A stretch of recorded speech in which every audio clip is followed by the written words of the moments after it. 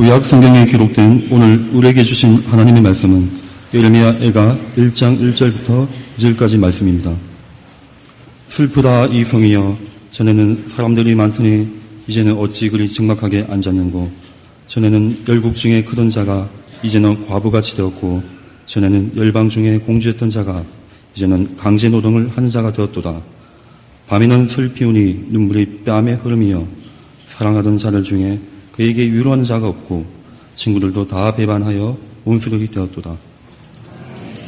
구약 성경에 기록된 오늘 우리에게 주신 하나님의 말씀은 누가복음 19장 41절부터 44절까지의 말씀입니다. 가까이 오사 성을 보시고 우시며 이르시되 너도 오늘 평화에 관한 일을 알았더라면 좋을 뻔하였거니와 지금 내 눈에 숨겨졌도다.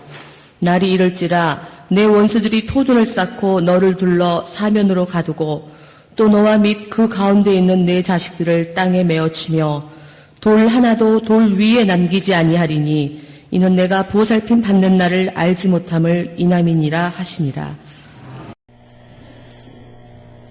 이 세상에는 그 어떤 것도 한결 같은 것은 없습니다. 다 변합니다. 시시각각으로 변합니다. 사람도 변하고 사물도 변하고 자연도 변합니다. 웃을 일이 있는가 하면은 울 일이 있습니다. 금방 기쁜 일이 있다가도 금방 슬픈 일이 있을 수도 있습니다. 그래서 인생의 희로애락은 항상 있게 마련입니다. 신혼여행을 간 사람들과 관광객들에게 그토록 즐겁게 하고 행복하게 했던 잔잔한 바다가 순식간에 우는 사자처럼 변해서 수많은 사람의 생명을 앗아가고 여러 나라를 황폐케 했던 그런 사건을 우리는 보았습니다. 하루 전날 꿈같은 결혼식을 행하고 신혼여행을 갔던 신혼부부가 하루 만에 싸늘한 시체로 변하기도 했습니다. 이와 같이 우리의 사는 세상은 항상 변하게 마련입니다. 사람도 변합니다. 너 아니면 못 살겠다고, 죽고 못 산다고 사랑을 고백하고 했던 사이도 1년도 안 돼서 죽으라고 싸우다가 헤어지는 경우도 있습니다. 2000년 전 예루살렘에서도 불과 며칠 사이에 두 대조적인 행렬이 벌어졌습니다. 하나는 열렬하게 환영하는 인파고 다른 하나는 죽이라고 성토하는 그런 행렬이었습니다. 그것도 똑같은 주인공을 향해서 똑같은 군중들이 벌인 행렬입니다. 즉 예수님께서 예루살렘에 입성을 하셨을 때에 어른 아이 할 것 없이 세계 각지에 흩어져 살던 유대인들이 유월절을 지키기 위해서 예루살렘에 왔다가 예수님이 입성하시는 것을 보고 호산나를 외치면서 예수님을 열렬히 환영을 했습니다. 그러다가 불과 나흘 뒤에는 호산나를 외쳤던 그 군중이 예수를 십자가에 달아 죽이라고 성토를 했습니다.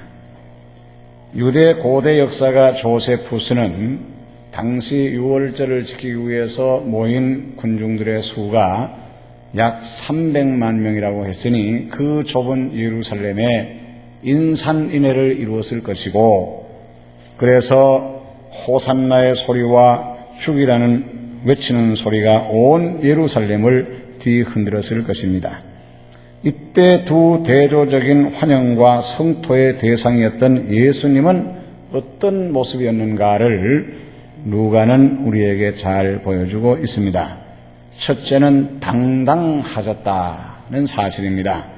예수님께서는 예루살렘에서 거주하지 않으시고 명절 같은 특별한 날 때만 예루살렘에 오셨지, 공생애 전에는 나사렛 동네에서 사셨고 공생애 후에는 갈릴리 지방에서 거주하시다가 예루살렘에는 유월절에 맞추어서 갈릴리를 떠나서 예루살렘으로 오신 것입니다.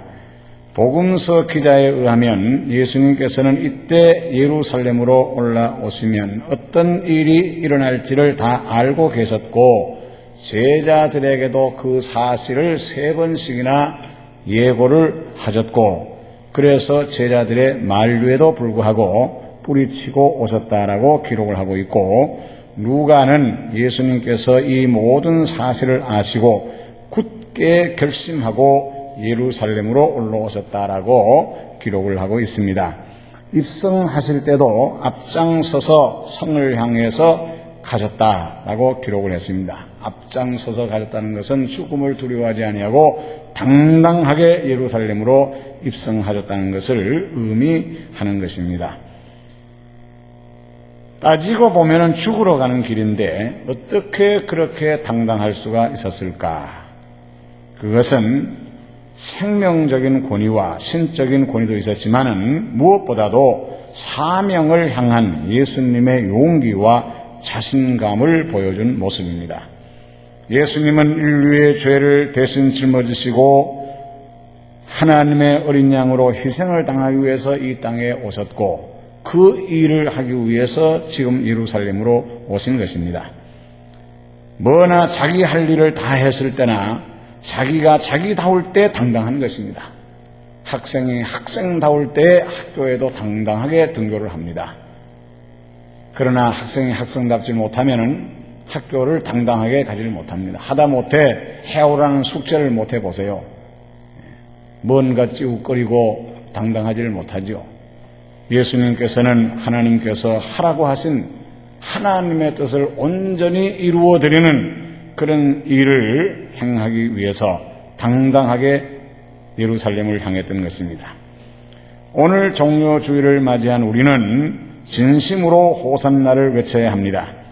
호산나라고 하는 말은 우리를 구원하소서라는 뜻의 히브리어 호시아나를 음역으로 한 것입니다. 구원에 대한 간절한 요청을 의미합니다.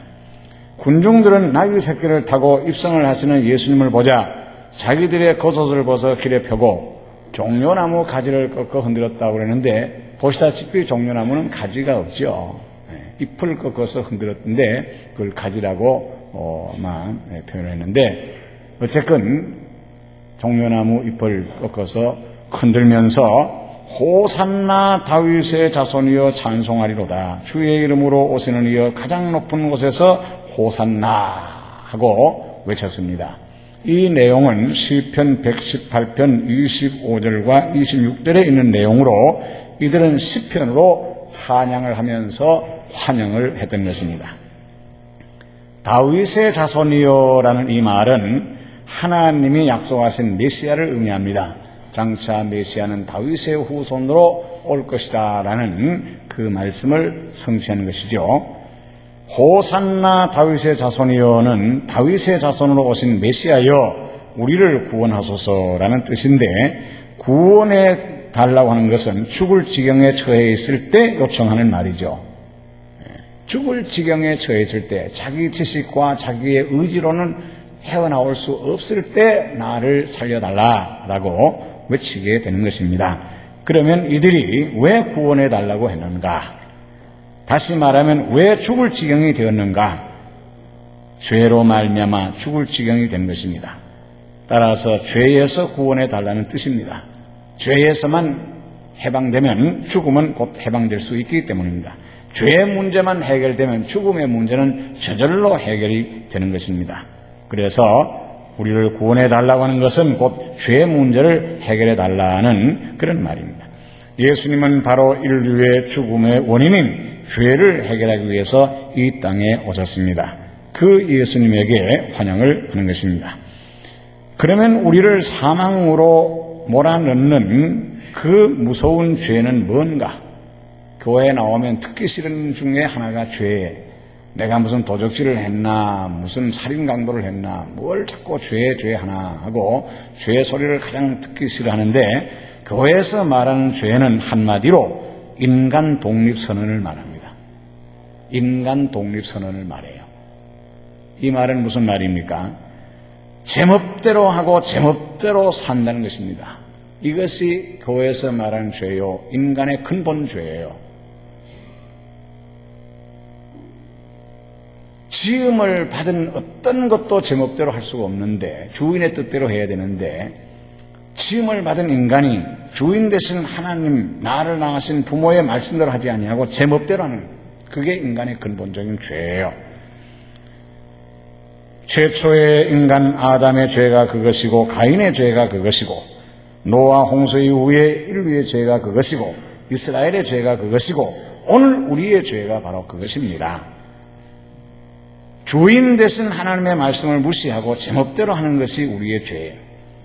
노아 홍수 이후의 인간의 죄가 뭡니까? 하나님의 말씀대로 이제는 순종하고 살아야 되겠다라고 하지 아니하고 제 멋대로 살 것을 전제로 하고, 즉 하나님의 말씀을 불순종하고 자기 멋대로 살 걸 전제하고, 또 그렇게 살았을 때 하나님이 비를 내리시면 우리는 우리 힘으로 살아가자. 이제는 우리가 살든지 죽든지 하나님의 말씀대로 순종하며 살아야 되겠다 하면 홍수를 겁을 낼 게 없잖아요. 홍수를 내리지 않을 테니까, 심판하지 않을 테니까. 이미 피할 길을 생각하는 것은 하나님의 말씀을 순종하지 않고 우리 멋대로 살겠다는 것을 전제로 하는 거예요. 그럴 때 하나님이 심판하면 우리는 이렇게 살자, 우리 힘으로 살자. 그래서 바벨탑을 쌓은 것이고, 바벨탑을 쌓고도 우리 이름을 나타내자라고 성경은 번역을 했는데, 원문의 참뜻은 우리 이름을 우리가 짓자라는 말입니다. 우리 이름을 우리가 짓자. 이름은 아무나 짓는 게 아닙니다. 이름은 주인이 짓는 거예요. 자식의 이름은 자식을 낳은 부모가 짓는 거지 남을 짓는 게 아니에요. 신춘이 되면 항상 거리에 장년가들이 많이 있는데 거기 가서 이름 지어달라고 하는 것은 부모에 대한 모독입니다. 그 사람의 자식도 아닌데 왜 그 사람한테 이름을 지어달라고 그래요? 이름은 주인이 지어야 되는 거예요. 만든 자가 짓는 겁니다. 메이커가 이름을 짓는 거지 남이 짓는 게 아니에요. 자기 자신이 짓는 게 아닙니다. 자동차의 이름은 그 자동차 회사에서 짓는 것이지 다른 회사에서 지어주는 게 아니고 자동차 스스로 짓는 게 아니잖아요. 우리 이름은 나를 있게 하신 분이 짓는 거예요. 그런데 우리 이름을 우리가 짓자라고 하는 것은, 이것은 결국 인간 독립선언이에요.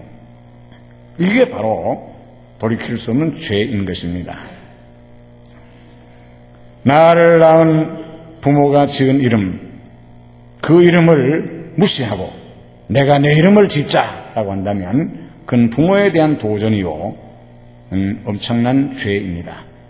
자식이 부모에게 태어났는데, 부모가 길러주었는데 마치 자기가 스스로 태어난 것처럼, 부모와는 아무런 상관도 없는 자인 것처럼 자기 멋대로 한다면 이런 부모에 대한 가장 근본적인 죄입니다. 나는 부모로 말미암아 태어났으니 부모의 말씀에 순종해야 되고, 하나님이 지어주셔서 이 세상에 보내주셨으니 하나님의 말씀에 순종해서 살아야 합니다. 이것이 믿음입니다. 예수님은 자기의 소원을 꺾고 아버지의 원대로 죽기 위해서, 복종하기 위해서 예루살렘으로 오신 거예요. 그런 복종하는 예루살렘으로 오는 길이니 당당할 수밖에 없는 거죠. 우리는 이런 예수님을 닮아서 모든 일에 당당하게 살아야 됩니다. 자식이 부모의 말씀에 순종하지 않고 제멋대로 살면 집에 들어와도 고개도 못 들어요. 시선을 피해요. 당당하지를 못해요. 우리는 어떤 경우에도 누구에게도 당당하게 살아야 됩니다. 그것은 순종하며 사는 것이고 나를 있게 하는 목적대로 사는 거예요. 두 번째는 예루살렘에 입성하신 예수님은 가까이 오사 성을 보시고 우셨다라고 다른 어떤 복음서 기자와 달리 누가는 이 사실을 우리에게 가르쳐주고 있습니다. 예수님은 감람산 기슭을 내려오시다가 예루살렘 성을 보고 우셨습니다. 우시면서 하신 말씀이 너도 오늘 평화에 관한 일을 알았다면 좋을 뻔하였거니와 지금 내 눈에 숨겨졌도다. 날이 이를지라 내 원수들이 토성을 쌓고 너를 둘러 사면으로 공격하여 너와 내 자녀들을 땅에 메어치며 돌 하나도 돌 위에 남기지 않을 만큼 깡그리 파괴될 것이다. 왜냐하면 하나님이 너를 구원하러 오는 날을 잊어버렸기 때문이다. 알지 못했기 때문이다. 세상에 무서운 것은 무식입니다. 모르는 것처럼 무서운 거 없어요. 모르면서도 아는 줄 아는 것처럼 불행한 게 없어요. 모르면 배워야 되는데 배우려고도 하지 않고 아는 것처럼 하는 게, 뭔 말하면 알아요. 나도 알아요. 뭘 안다는 거예요? 알면 제대로 해야 될 거 아니에요. 제대로 하지 못해서 안다면 뭐예요? 그렇잖아요. 의사가 무슨 약을 처방해 주든지 의사 말씀대로 해야지, 병원에 나와가지고 자기 멋대로 이 사람 저 사람 말 듣고 자기 나름대로 뭘 먹어야 되겠습니까? 그게 뭐 아는 거예요. 알려면 제대로 배워서 제대로 알든지, 모르면 제대로 배우려고 하든지, 그래야 불행을 면하는 것입니다. 알지 못했기 때문에 너희들이 무식이 너희들로 하여금 앞으로 비참하게 될 것이다.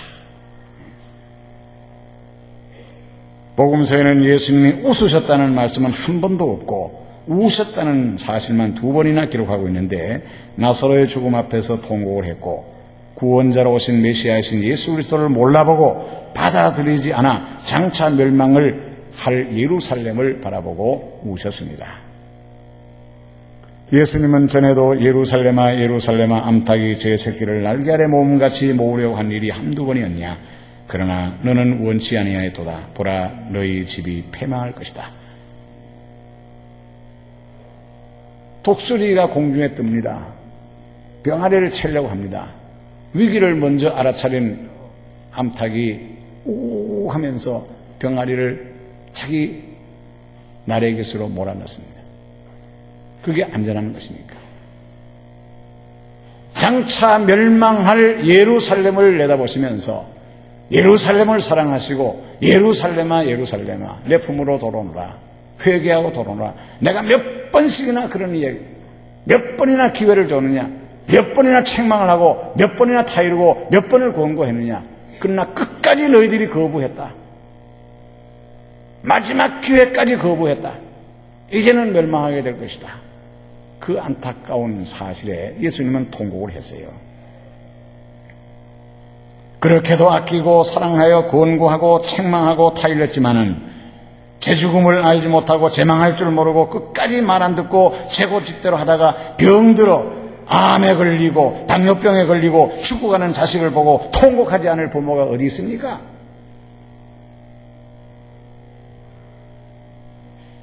고집불통 패가망신입니다. 끝까지 자기 고집대로 하면 자기 망하고 집안 망칩니다. 지옥 가는 사람, 죄 때문에 가는 사람 한 사람도 없습니다. 죄는 이미 예수님이 다 해결해 주었습니다. 그러므로 지옥 간다면 죄 때문에 가는 것이 아니고 끝까지 회개하지 아니하고 끝까지 예수를 믿지 않고 끝까지 말씀을 거부했기 때문입니다.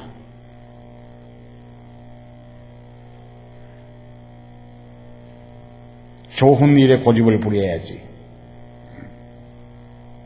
나쁜 일에 고집 부리면 결국은 자기 파멸이에요. 망하고 죽어가는 모습을 보면 슬퍼 울 수밖에 없지요. 미운 사람 보고 우는 사람은 없습니다. 미운 사람 망하면 오히려 잘 때 다 웃어요. 사랑했기 때문에 우는 거예요.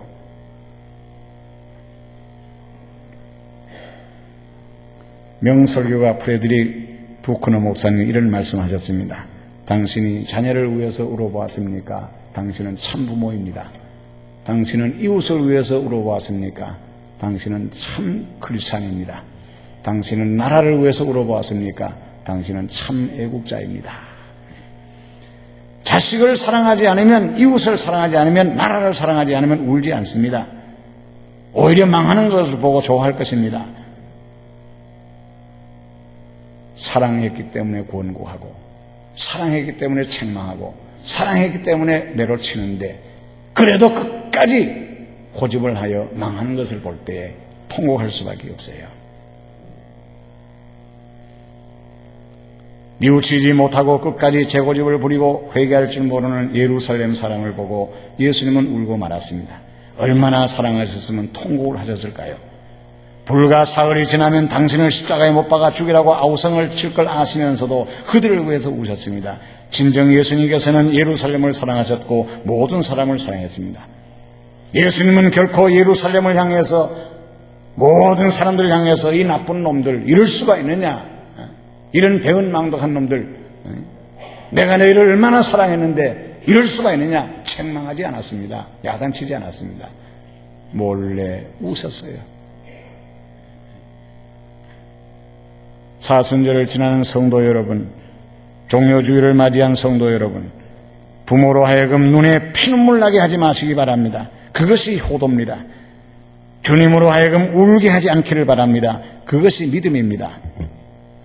잘해드리려고 하지는 못할 망정, 충성스럽지는 못할 망정, 최소한 나 때문에 울게 해드리지는 말아야 돼요.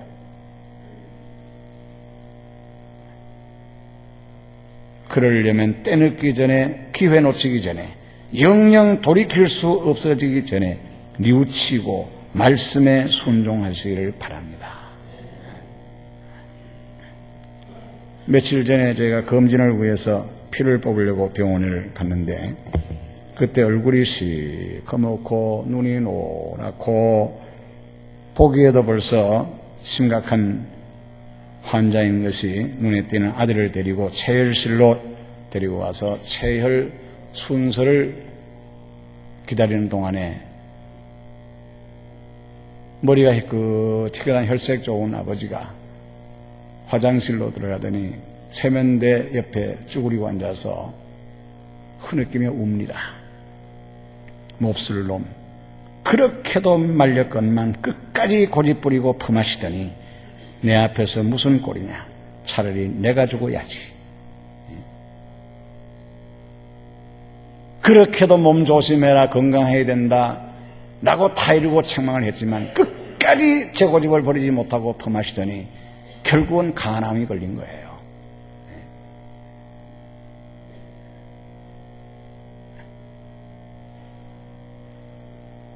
부모는 자식 덕에 호강하려고 원치 않습니다. 다만 부모 앞에서 건강하고 남에게 부끄러움을 당하지 아니하고 욕먹지 아니하고 자랑스러운 자식, 자기 일에 최선을 다해서 부모의 기쁨이 되고 위로가 되고 힘이 되고 자랑이 되어 주기를 바랄 뿐입니다. 하나님께서는 우리가 잘해드리기를 원치 않습니다. 그저 순종하고 복받고 잘 살기를 바랄 뿐이에요.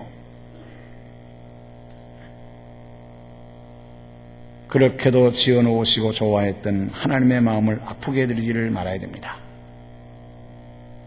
그렇게 자식을 낳고 좋아하셨던 부모님의 눈에 나 때문에 피눈물 나게는 하지를 말아야 돼요.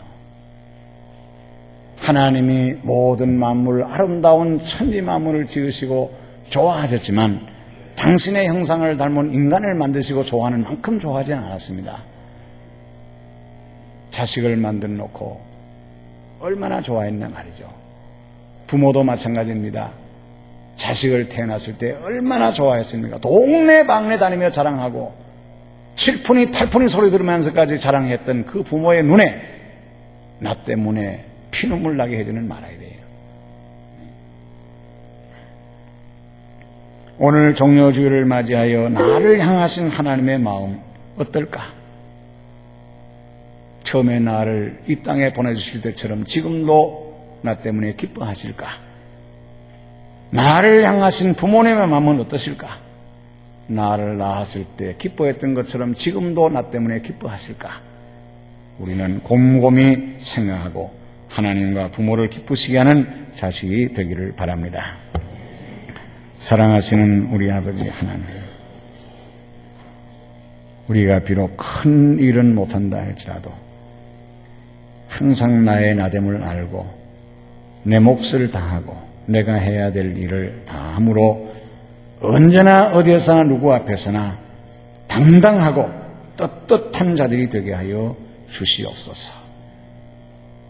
그리고 언제까지나 참고 기다리지 않는다는 사실을 알고 때 늦기 전에 마지막 기회를 놓치고 영영이 불행해지고 후회스럽기 전에 우리는 회개하고 하나님의 말씀에 순종하며 살아가는 저희들이 되게 하옵소서. 오늘도 사도들의 신앙으로 우리의 신앙을 함께 고백합니다. 전능하사 진리를 만드신